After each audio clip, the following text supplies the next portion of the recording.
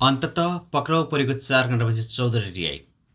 आज काठमाडौँको प्रज्ञा प्रतिष्ठान भवन कमलादीमा नागरिक उन्मुक्ति पार्टी र सीके रावले नेतृत्व गरेको जनमत पार्टीबीच पार्टी एकीकरणको क्रममा चौधरीलाई पक्राउ गरिएको थियो।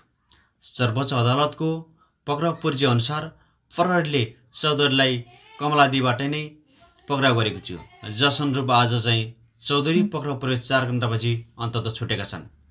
कार्यक्रममा उनका नागरिक उन्मुक्ति पार्टीका नेता कार्यकर्ता, जनमत पार्टीका नेता कार्यकर्ताहरू गएर चौधरीलाई भव्य स्वागतका साथ चौधरीलाई रिहाई गरेको छ।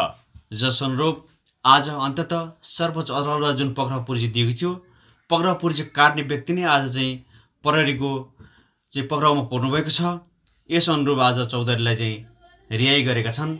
जस अनुरूप कानुन मिना छ भनेर प्रहरीले पक्राउ गरेको थियो, अन्ततः यो झुटा रहेको पनि साबित भएको छ। अन्ततः चौधरी